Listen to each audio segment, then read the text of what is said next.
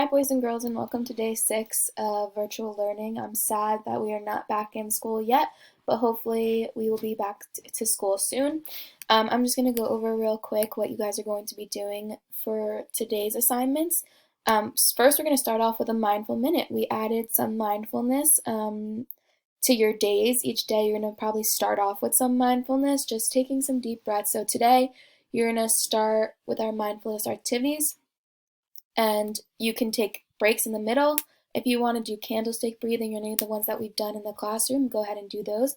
There's a link right here to learn and practice rainbow breathing. That's the new one we're going to be doing today. After you do some of your mindfulness, we're going to go ahead and jump right into math.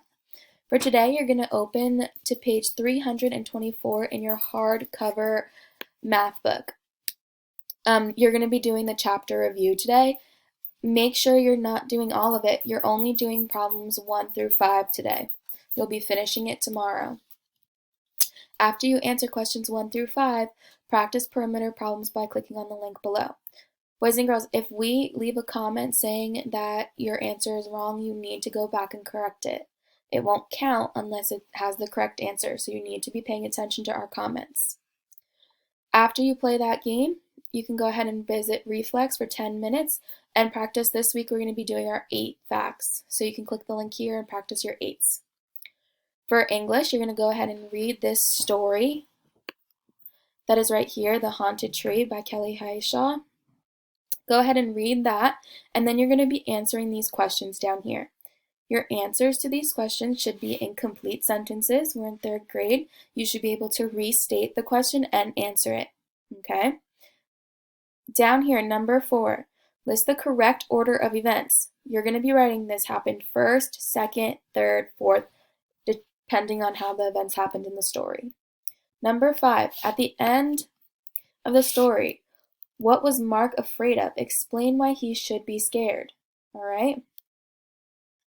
For your writing, think about a tree that you researched on Friday. What type of animals or birds do you think live in that tree? Now imagine you're an animal living in a tree. Write a paragraph describing your home. Use details. Show, don't tell me. This is kind of like our personal narratives that we've been writing.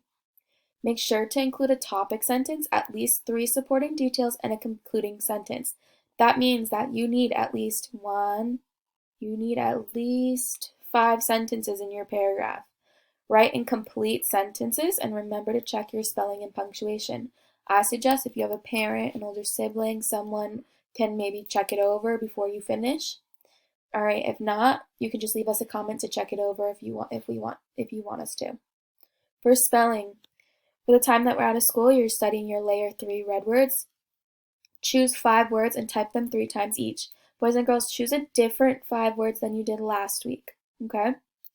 For science and social studies, watch the following brain pop video on magnets and then take the quiz. You guys need to be taking those quizzes. We can see who has done it and who hasn't done it. So I know some of you might not have a login to BrainPop. It's important that you have one by now. If you don't have one by now, I'm sure Mrs. Chaldoff or Mrs. Gomez will send an email to your parent asking them to create one for you. If you are looking for more to do, you can check out Free Rice, a new vocabulary game that's posted on Google Classroom.